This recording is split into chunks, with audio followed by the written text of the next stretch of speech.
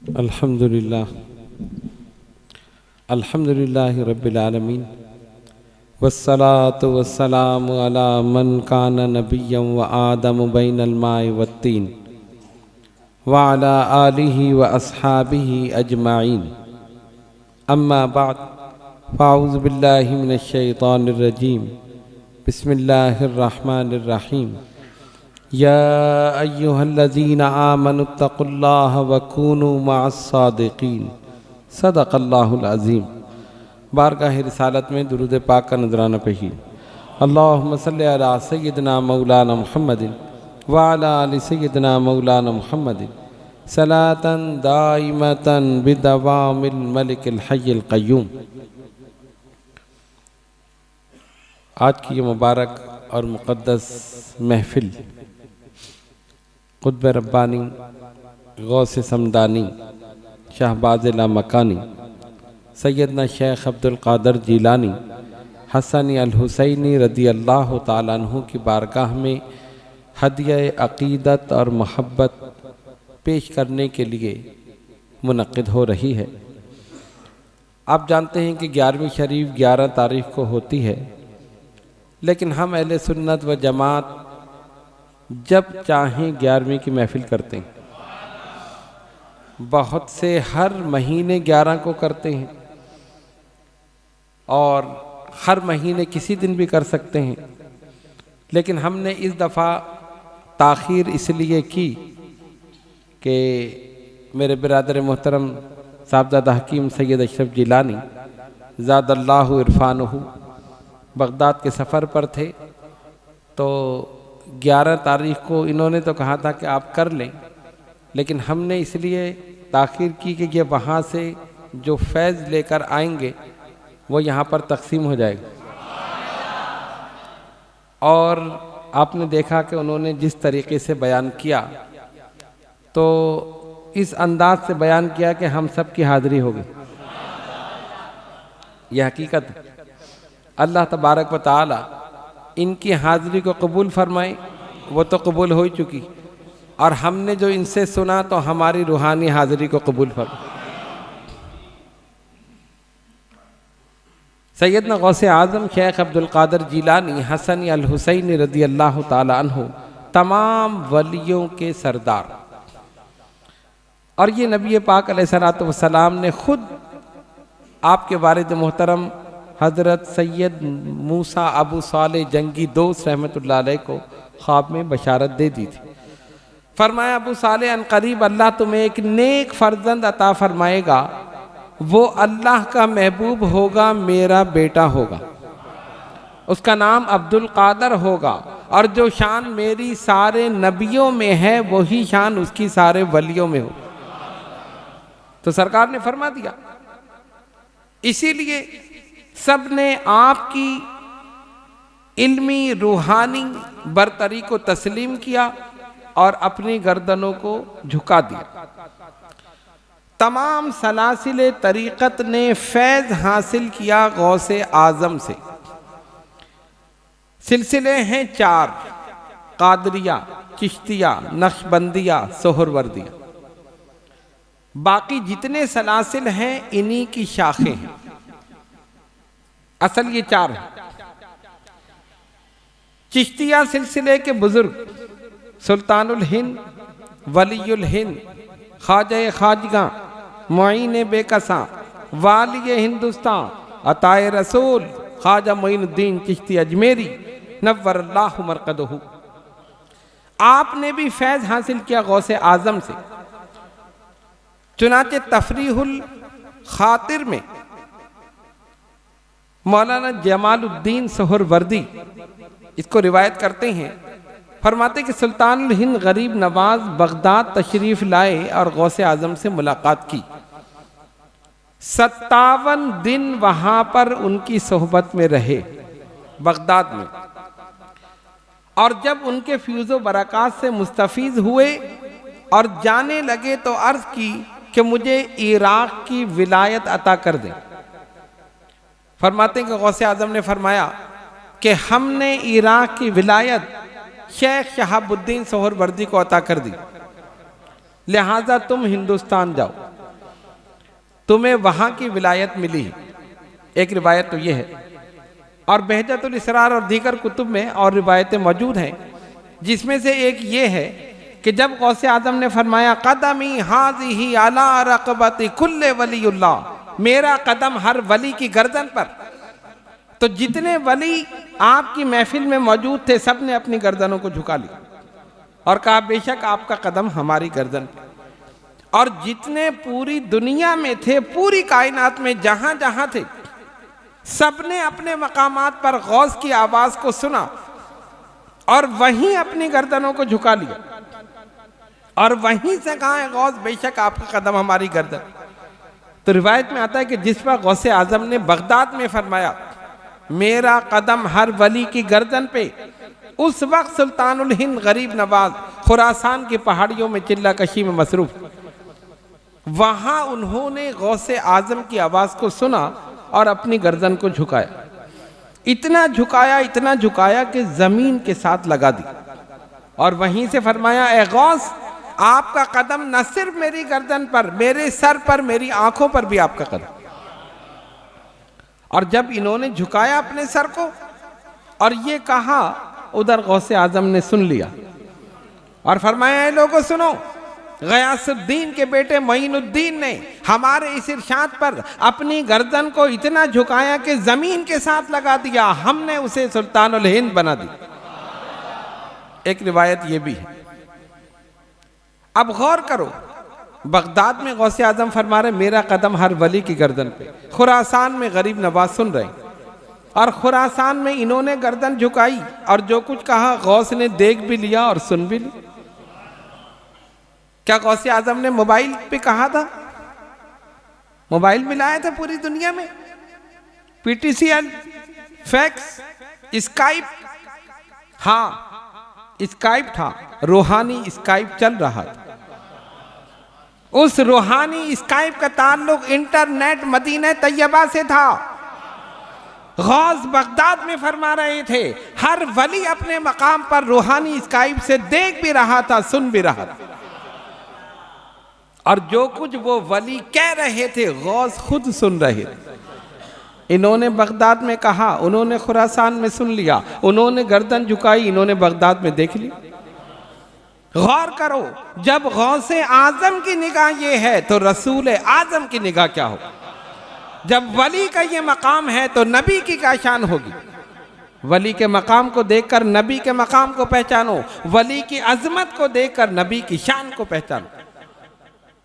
तो सिलसिला चिश्तिया के बुजुर्गों ने फैज हासिल किया गौसे आजम शेख अब्दुल कादिर जिलानी रज़ी अल्लाह ताला अन्हु से। सिलसिला नक्शबंदिया हजरत बहाउद्दीन नक्शबंद रहमतुल्लाह अलैह, एक अजीम सिलसिला है। इसमें भी एक बुजुर्गों की एक लंबी फेरिस्त, एक से एक बढ़कर मुत्तकी, परहेजगार, आलिम, रूहानियत में बुलंद मकाम रखने वाला, आरिफ बिल्ला हजरत शेख अब्दुल्ला बल्खी रहमतुल्लाह अलैह अपनी किताब खवारिकुल अहबाब फी मारिफतुल अक्ताब उसके 25वें बाब में इस रिवायत को बयान करते हैं।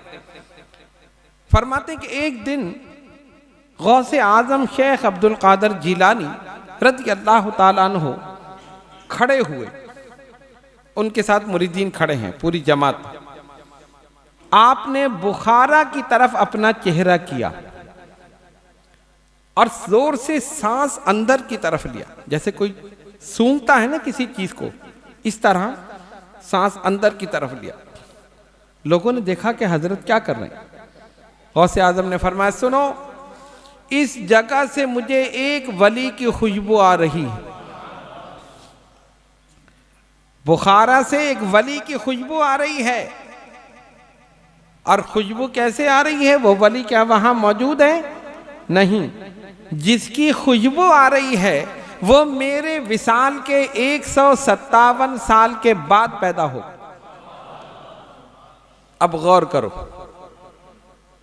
अगर ये कहते कि वो वली वहां मौजूद है, मैंने खुशबू सूंघ ली, तो फिर तो बात समझ में आती। अभी वो पैदा ही नहीं हुआ, खुशबू पहले आ रही।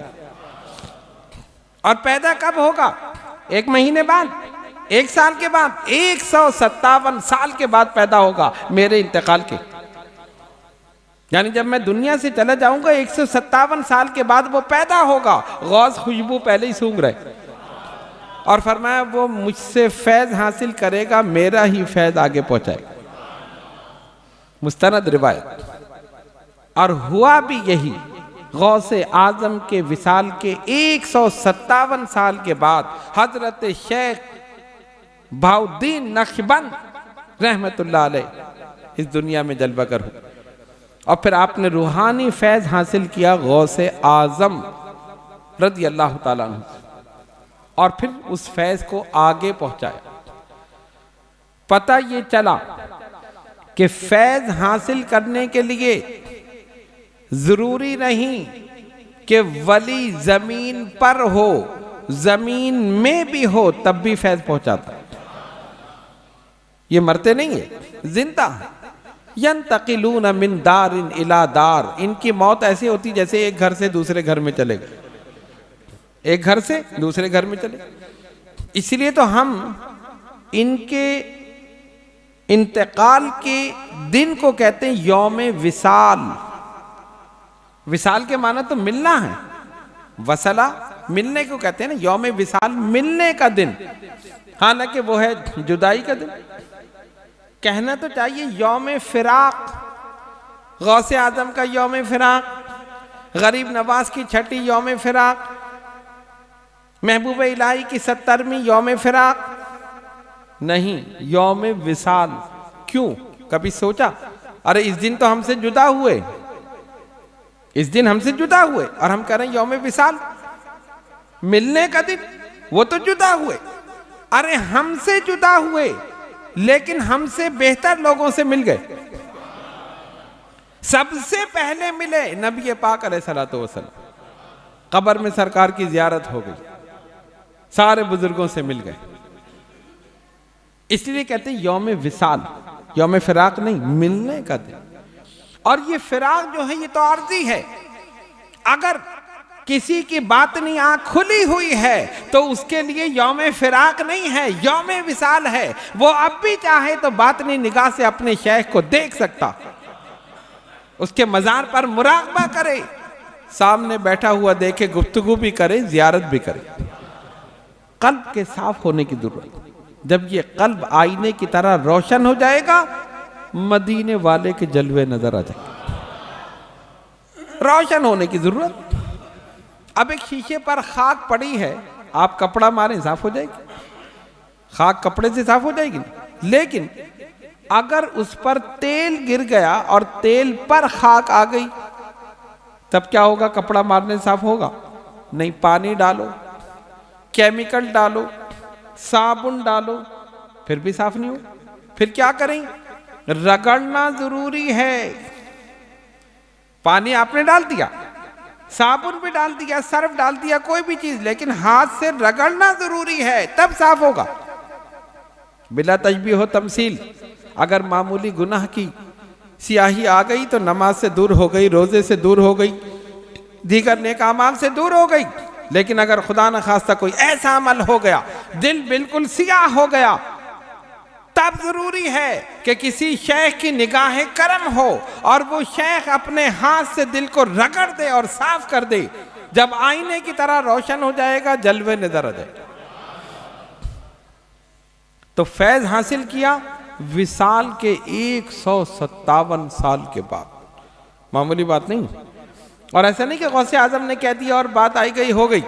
नहीं, उनकी विलादत हुई, उन्होंने फैज हासिल किया और उन्होंने सिलसिले को, उस फैज को आगे पहुंचाया। चिश्तिया सिलसिला हो गया, नक्शबंदिया हो गया, अब कौन सा रह गया? सोहरवर्दिया। हजरत शेख शहाबुद्दीन सोहरवर्दी, इनका मजार मुबारक भी बगदाद में ही है। और गौसे पाक की खानकाह से, आपके मजार मुबारक से बिल्कुल वॉकिंग डिस्टेंस पर, आप पैदल वहां चले जाए। और एक खास बात यह है कि वहां जो मीनार है वो थोड़ा सा टेढ़ा है। मीनार सीधा होता है ना, ये ऐसे। अब लोग ये कहते हैं कि जब अमेरिका ने बमबारी की उस वक्त ये टेढ़ा हो गया, लेकिन जब से अब तक ऐसे ही है, ना गिरा है ना सीधा हुआ। जिनका मीनार है वो गिरने भी नहीं देंगे, इसी तरह है। वो हैं हजरत शेख शहाबुद्दीन सोहरवर्दी। वो खुद फरमाते हैं कि मैं इल्म कलाम हासिल करता था, बड़ा शौक था। इल्म कलाम की कुतुब मैंने अज़बर कर ली, याद कर ली, हिफ्ज कर ली। एक दिन मेरे चचा ने, जो मुझे रोकते थे कि तुम ये क्या कर रहे हो, कहा नहीं मुझे शौक है। कहते मुझे पकड़ के गौसे पाक की बारगाह में ले गए, मेरे साथ चलो। जाकर आपकी बारगाह में बिठा दिया। हुजूर, ये मेरा भतीजा है, ये इल्म कलाम में बड़ी महारत रखता है और इसको बड़ा शौक है। गौसे आजम मुस्कुराए। शेख शहाबुद्दीन सोहरवर्दी से पूछा क्या पढ़ते हो, कौन सी किताबें पढ़ी? तो इनको तो सब अज़बर थी, याद थी। इन्होंने सारे नाम बता दिए, ये पढ़ा, ये पढ़ा, ये पढ़ा। अच्छा, सामने बिठाकर सीने पे हाथ फेर दिया, सब गायब हो गए। जितना भी पढ़ा था, इल्मे कलाम जो हिफ्ज किया था, याद के, सब गायब। कहते मैं तो ऐसा हो गया नसीया मनसिया, किताबों के नाम तक याद नहीं, जो किताबें याद थी नाम भी भूल गया। और उसके बाद जब हाथ फेरा तो इल्म लदुन्नी से सीना भर दी। कहा अब जब मैं गौस की बारगाह से वापस आया हूं, इल्म कलाम महव हो चुका था, इल्म रूहानियत, इल्म तरीक़त से सीना भर चुका था। एक निगाह ही में एक इल्म हटा दिया, दूसरा डाल दिया। सोहरवर्दिया सिलसिले ने भी फैज़ हासिल किया गौसे आजम शेख अब्दुल कादिर जिलानी हसनी अल हुसैनी रदियल्लाहु ताला अन्हु। तमाम सलासिल ने गौस से फैज़ हासिल किया और गौसे आजम ने सखावत से अपना फैज़ सब में तकसीम किया और वही फैज़ चल रहा। अब तक मजहबी लिहाज से जितनी तहरीकें चली तबलीग दीन के लिए, इस्लाह माशरा के लिए, उनमें सबसे मौसर जो तहरीक रही वो सलासिल तरीक़त, सबसे मौसर। कादरिया, चिश्तिया, नक्शबंदिया, सोहरवर्दिया, ये चार सलासिल और फिर इनकी शाखें। उसकी वजह क्या थी? हर तहरीक में एक सदर, एक जनरल सेक्रेटरी, एक ज्वाइंट सेक्रेटरी, एक खजांची, ये सारा होता है ना। कोई तंजीम बनेगी तो यही सारी चीजें बनेंगी। और उसके बाद उसका इलेक्शन, 4 साल के बाद ये सदर है, इनकी टांग खींच लो, दूसरे को बना दो, ये इसने काम नहीं किया उसको बना दो। यहां पर सदर का झगड़ा ही नहीं है, एक ही शेख है, बस उसको पकड़ लिया, कयामत तक उसी के दामन से वाबस्ता। तब्दीली की जरूरत ही नहीं है। दुनियावी तौर पर इलेक्शन है, रूहानी तौर पर सिलेक्शन है। वहां वोट दिए जाते हैं, यहां मुंतखब किया जाता है। और जो इलेक्शन होता है 4 साल के लिए, 5 साल के लिए, और सिलेक्शन होता है कयामत तक के लिए। ये जितने भी सदर बने पाकिस्तान के 4 साल 5 साल के लिए, कोई 11 साल तक खुद बैठ गया तो बात अलग है। जो बैठा वही चिपक गया, हटता ही नहीं, हटाना पड़ता है। इलेक्शन है, रूहानी तौर पर सिलेक्शन है। गौसे आजम को गौसियत का मर्तबा मिला कयामत तक के लिए। गरीब नवाज सुल्तानुल हिंद हैं कयामत तक के लिए। इमाम रब्बानी शेख अहमद सरहिंदी फारूकी मुजद्दिद अल्फसानी हैं कयामत तक के लिए। सैयद अली हिजवेरी दाता गंजबख्श हैं कयामत तक के लिए। निजामुद्दीन औलिया महबूब इलाही हैं कयामत तक के लिए। बख्तियार काकी कुतुबुल अख्ताब हैं कयामत तक के लिए। फरीदुद्दीन मसूद गंजे शकर हैं, ज़ुहदुल अंबिया हैं कयामत तक के लिए। सैयद अशरफ जहांगीर समनानी मखदूम समनानी हैं, गौसुल आलम हैं, महबूब यज़दानी हैं कयामत तक के लिए।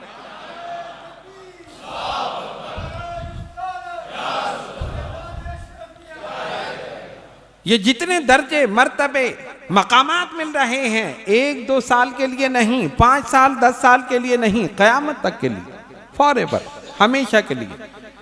तो सबसे मौसर तहरीक सलासिल तरीक़त की रही। क्यों? इसकी वजह यह थी कि इनमें दो चीजें थीं, दो सिफतें, एक इखलास और एक अमल।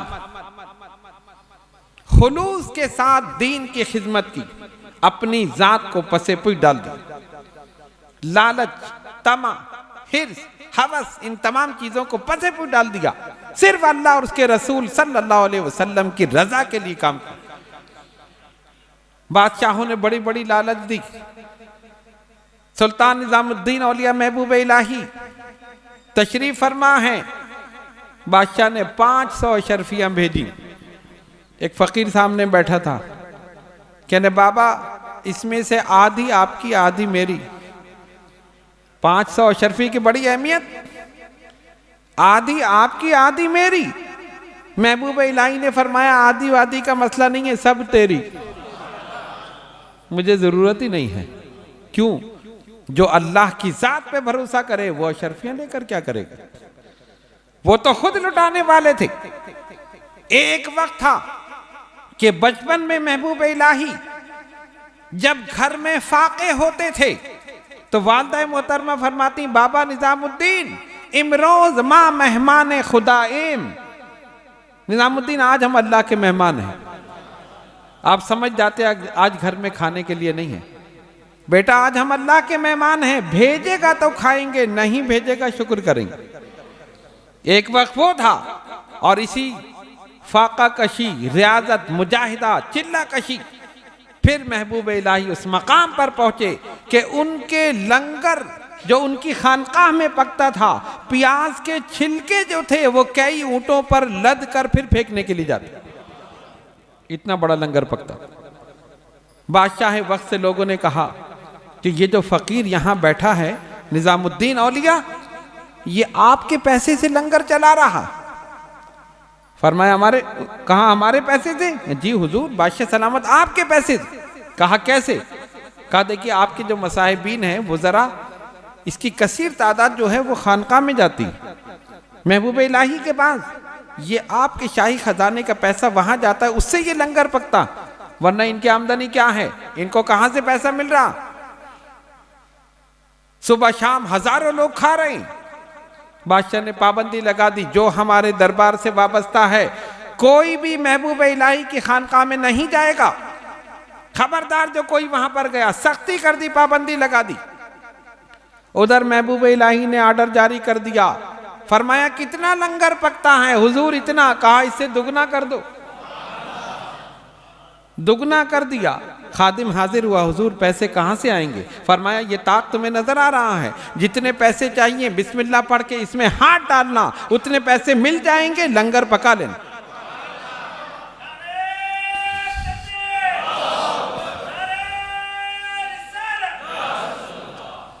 असल बादशाह तो ये है, असल बादशाह तो इनकी है, देखने में कुछ नहीं है और हजारों लोगों को खिला रहे हैं।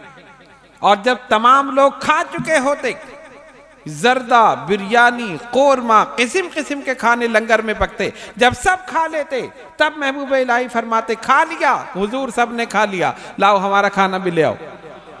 जौ की रोटी लाई जाती, वो चंद लुकमे खाते और उसके बाद छोड़ते। ये है अल्लाह का वली, असल बादशाह ये है, ये रूहानियत के बादशाह हैं। और जो रूहानियत का बादशाह होता है वो दिलों पर हुकूमत करता, वो सरों पर हुकूमत नहीं करता। तो सलासिल तरीक़त की जो तहरीकें चली, इन्होंने जिस तरह दीन की तबलीग में काम किया, उसमें सबसे बड़ा दखल दो चीजों का था, एक इखलास और एक अमल। अपनी जात के लिए नहीं, सिर्फ अल्लाह और उसके रसूल सल्लल्लाहु अलैहि वसल्लम की रजा के लिए। और दूसरा अमल, बाअमल थे, ऐसे बाअमल थे कि जो इनके पास आ गया वो भी बाअमल हो। ऐसे जाकिर से जो करीब बैठ गया वो भी जाकिर हो गया, जिस पे नजर डाल दी जाहिर और बातिन को पाक कर दिया। जाहिरी तौर पर देखो तो दिल अहमियत का हामिल है और बातनी तौर पर देखो तब भी दिल अहमियत का हामिल। साइंस ये कहती है कि दिल जो है इंसान की जिंदगी का दारोमदार दिल पर है। जब तक दिल चल रहा है, खून को पंप करता है। दिल एक पंपिंग स्टेशन है, बंद होता है खुलता है, बंद होता है खुलता। तो इसके बंद होने खुलने से खून पूरे जिस्म में सर्कुलेशन करता, सर्कुलेशन ऑफ ब्लड दिल की वजह से। इसीलिए जब हार्ट अटैक होता है दिल बंद हुआ, सर्कुलेशन ऑफ ब्लड रुक गया, हाथ ने काम करना छोड़ दिया, निगाह ने देखना छोड़ दिया, कानों ने सुनना छोड़ दिया, जबान ने बोलना छोड़ दिया, खत्म हो गया, मौत हो गई। मेडिकली पॉइंट ऑफ व्यू से दारो मदार इंसान की जिंदगी का दिल पर, और रूहानियत के लिहाज से दारो मदार इंसान के दिल पर। नफरत दिल में, अदावत दिल में, मोहब्बत दिल में, रूहानियत दिल में, रियाकारी दिल में, खुलूस दिल में, सारी चीजें दिल में। और जब किसी वली की बारगाह में पहुंचता है तो वह इन तमाम चीजों को अलग अलग कर देता है। रियाकारी को निकाल देता है, खुलूस भर देता है, नफरत हटा देता है, मोहब्बत भर देता है, बाकी सारी चीजें हटाकर इखलास भर देता है। जब दिल पाक और साफ हो जाता है, बंदा नेक और एक हो जाता है। फरमाए मेरे आका सल्लल्लाहु अलैहि वसल्लम ने, तुम्हारे जिस्म में गोश्त का लोथड़ा है, व इज़ा सलोहत, अगर वो सही है, सलोहल जसद कुल्लहू, फिर तुम्हारा पूरा जिस्म सही। व इज़ा फसदत, अगर ये फासिद हो गया, फसदल जसद कुल्लहू, तुम्हारा पूरा जिस्म फासिद हो गया। तो उन्होंने दिल पर तवज्जो दी, दिल पर। कुरान ने कहा फी कुलूबिहिम मरदुन फज़ादहुमुल्लाहु मरदा, उनके दिलों में बीमारी है। किसके? काफिरों के। कौन सी बीमारी थी? हार्ट अटैक की बीमारी थी। उनकी कोई वेन्स बंद थी क्या? नहीं, कुफर की बीमारी थी, निफाक की बीमारी थी। इसीलिए बुजुर्गान दीन ने दिल पर तवज्जो दी और ला इलाहा इल्लल्लाह की ज़र्ब लगाना सिखाया। जब तुम ये ज़रबे लगाओगे, शैतान निकल के भाग जाएगा, रहमान का जलवा जलवागर हो जाएगा। इसलिए इन बुजुर्गान दीन औलिया कामिलीन ने दिल पर तवज्जो दी। तो इनकी तहरीक इसीलिए मौसर रही, खुद बाअमल रहे, इखलास के साथ काम किया। इसीलिए आप देखें कि सिलसिला चिश्तिया की पूरी एक चैन चली जा रही। हजरत ख्वाजा उस्मान हारूनी नव्वरल्लाहु मरकदहू, उन्होंने बनाया सुल्तानुल हिंद गरीब नवाज को, उन्होंने बनाया कुतुबुल अक्ताब कुतुबुद्दीन बख्तियार काकी को, उन्होंने बनाया बाबा फरीदुद्दीन मसूद गंजे शकर रहमतुल्लाह अलैह को, उन्होंने बनाया सुल्तान निज़ामुद्दीन औलिया महबूब इलाही को, उन्होंने बनाया अखी सिराज आईना हिंद रहमतुल्लाह अलैह को, उन्होंने बनाया हज़रत अलाउद्दीन गंजे नबात रहमतुल्लाह अलैह को, उन्होंने बनाया हज़रत मखदूम सुल्तान सैयद अशरफ जहांगीर समनानी रहमतुल्लाह अलैह। ये पूरी चैन चल रही है सिलसिले की। जो जहां भी बैठा उसने इल्म और फजल और रूहानियत के चश्मे बहा दिए। ये जमातें इतना काम नहीं कर सकती जो इनके एक फर्द ने कर दिया। कोई जमात कह सकती है कि हमने 99 लाख हिंदुओं को मुसलमान किया। जमातें लेकर लोटा लेकर घूमते रहो इधर से उधर तक, तुम 10 मुसलमान नहीं कर सकते। सुल्तानुल हिंद गरीब नवाज ने 99 लाख को मुसलमान कर दिया। क्यों? इखलास था और अमल था। तो सबसे मौसर तहरीक यही थी कि इन्होंने पहले अपनी इस्लाह की, अपने नफ्स की इस्लाह की, अपने कुलूब और अज़हान को जिक्र इलाही से और नूर मोहम्मदी सल्लल्लाहु अलैहि वसल्लम से रोशन और मुनव्वर कर लिया। इनका कल्ब ऐसा जाकिर हुआ कि जो करीब आया उसका भी जिक्र जारी हो गया। कल्ब ऐसा पाक हुआ कि जिस पर निगाह डाल दी उसके भी जाहिर और बातिन को पाक और साफ कर दिया। और यही सिलसिला आज तक चला आ रहा है, आज तक चला आ रहा है। लोग कहते हैं गरीब नवाज ने कोई किताब लिखी, इन्होंने कोई किताब लिखी। हमने कहा किताब लिखी है। कौन सी किताब? उस किताब का नाम था कुतुबुद्दीन बख्तियार काकी। कुतुबुद्दीन बख्तियार काकी ने किताब लिखी? हाँ लिखी। उसका नाम था फरीदुद्दीन मसूद गंजे शकर रहमतुल्लाह। बाबा साहब ने किताब लिखी? हाँ लिखी। उसका नाम था महबूब इलाही सुल्तान निजामुद्दीन औलिया। और एक किताब वो काम नहीं कर सकती। इन्होंने एक फर्द ऐसा बना दिया जो अपनी जात में अंजुमन था। पूरी जमातें वो काम नहीं कर सकती जो इनके एक मुरीद ने कर दिया। जाहिर और बातिन को पाक और साफ कर दिया। लोग किताबें लिखने में लगे रहे, ये दिल को पढ़ने में लगे रहे, ये दिलों को साफ करने में लगे रहे। वो किताबें पढ़ते रहे, ये लोगों के चेहरे पढ़ते रहे, लोगों के दिल पढ़ते रहे। इसके दिल में निफाक है, इसको हटाकर खुलूस भर दो। इसमें कुफ्र है, इसको हटाकर ईमान की दौलत अता कर दो। असल काम इन बुजुर्गान दीन औलिया कामिलीन ने किया। यही वजह है कि इनका नाम आज भी जिंदा है, इंशाअल्लाह क़यामत तक जिंदा रहे। हुजूर सैयदना गौसे आजम शेख अब्दुल कादिर जिलानी हसन अल हुसैनी रदी अल्लाह ताला अन्हु विसाल मुबारक को कितना अरसा गुजर गया, आज भी हम उनकी याद में यहाँ मौजूद हैं। और जितना वक्त गुजर रहा है, रूहानियत में इजाफा हो रहा, कशिश में इजाफा हो रहा। 5 साल कबल जब बगदाद में हाजिरी हुई, इतना रश नहीं था जो गुज़िश्ता साल हमने देखा। और इस साल की जो कैफियत थी वो हजरत ने आपके सामने बयान कर दी। रोकने वाले रोक रहे हैं, भेजने वाला भेज रहा। जाओ मेरे वलियों के पास, जाओ मेरे महबूब बंदों के पास, जाओ इनके आस्थानों पर, इनकी खानकाहों पर अपनी जबीन न्याज को झुका दो, फिर देखो कि तुम्हें क्या मिलता। वो कहते नहीं जी ये तो मर गए, ये तो मट्टी हो गई, ये कुछ नहीं कर सकते। इतने रोक रहे हैं, कोई रुका नहीं। क्यों? रोकने वाले से ज्यादा भेजने वाला जबरदस्त। जब भेजने वाला अल्लाह है तो ये कैसे रोक सकते हैं। अल्हम्दुलिल्लाह हम अहले सुन्नत व जमात हैं, इन बुजुर्गान दीन से अकीदत और मोहब्बत रखते हैं। और ये अल्लाह का बड़ा करम है कि उसने इनके मानने वालों में रखा। ये उसी का करम है, इधर उधर नहीं भेजा, 2 नंबरों में नहीं रखा, एक ही नंबर में रखा। खामखें उधर जाते तो परेशान होते, रखा ही ऐसे उस पर। बस आखिरी बात करके अपनी गुफ्तगू को ख़त्म करूं। गौसे आज़म शेख अब्दुल कादिर जिलानी रदी अल्लाह ताला अन्हु का पैगाम क्या था? बवक्त विसाल अपने साहबजादे हजरत शेख अब्दुल वहाब अल जिलानी रहमतुल्लाह अलैह को वसीयत फरमाई। तवील है, उसके चंद जुमले आपके सामने पेश कर रहा हूँ। फरमाए बेटा, अल्लाह और उसके रसूल सल्लल्लाहु अलैहि वसल्लम के अहकामात की पाबंदी करना, इस्तिकामत के साथ शरीयत और तरीक़त पर अमल करना, हुकूकुल्लाह हुकूकुल इबाद का ख्याल रखना, नमाज की पाबंदी करना। 40 साल इशा के वजू से फजर की नमाज गौसे आज़म ने। हम भी गौस के मानने वाले हैं ना, फजर की नमाज पढ़ते हैं? नहीं। हम ये नहीं कहते कि आप इशा के वजू से फजर पढ़ें, आप कम से कम फजर के वजू से ही फजर पढ़ लें तो बड़ी बात है। इशा के वजू से पढ़ोगे तो सो जाओगे, वजू टूट जाएगा।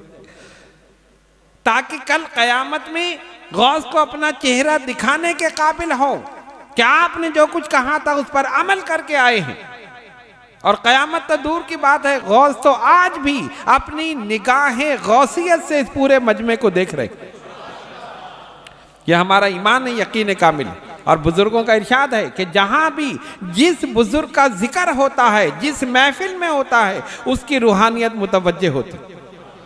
तो आज गौस की 11वीं है, आज महबूब इलाही का भी जिक्र हो रहा है। इन दोनों की निगाहें इस मजमे पर, और इंशाअल्लाह जो भी आया है खाली नहीं जाएगा। तो आज की महफिल का मैसेज यही है, बाअमल रहिए। जिन चीज़ों के करने का हुक्म नबी पाक अलैहिस्सलातु वस्सलाम ने दिया वो करें, जिनसे बचने का हुक्म दिया उनसे बचें, अपने आप को रोकें। इसी में फलाह है, इसी में निजात है, इसी में कामयाबी। यहाँ पर अमल करते रहो और उम्मीद रखो कि अल्लाह ताला बख्श देगा। जब इनके दामन से वाबस्ता हैं तो इंशाअल्लाह, जैसे एक 3rd क्लास डिब्बा होता है ना, ट्रेन जा रही होती है, एक 1st क्लास, एक 3rd क्लास, तो इंजन सबको खींचता है। सबसे आगे क्या होता है? इंजन, वो सबको खींचता है। लेकिन इंजन इतना लापरवाह होता है, पीछे मुड़ के नहीं देखता मेरे पीछे 1st क्लास है या 3rd क्लास। इंजन सिर्फ ये देखता है पकड़ मजबूत है या नहीं, सिर्फ पकड़ देखता है। अगर पकड़ मजबूत नहीं तो एसी पार्लर हो वो भी रह जाएगा, इंजन आगे बढ़ जाएगा। और अगर पकड़ मजबूत है तो डिब्बा क्या है, 3rd क्लास हो, पकड़ मजबूत है, पहुंच जाएगा मंजिल पर। तो हम तो 3rd क्लास डब्बे हैं, लेकिन पकड़ मजबूत है, इंशाअल्लाह पहुंच जाएंगे। इधर गौसे जिलानी होंगे, उधर मखदूम समनानी होंगे, इधर कुतुब रब्बानी होंगे, उधर अशरफुल मशाइख होंगे, ये भी सिफारिश करेंगे, वो भी सिफारिश करेंगे, बेड़ा पार हो जाए। अल्लाह तबारक व तआला हम सबको अमल की तौफीक अता फरमाए और गौसे आज़म के फैज़ान से मुस्तफ़ीज़ फरमाए। व आखिर दावाना अनिल हम्दुलिल्लाहि रब्बिल आलमीन।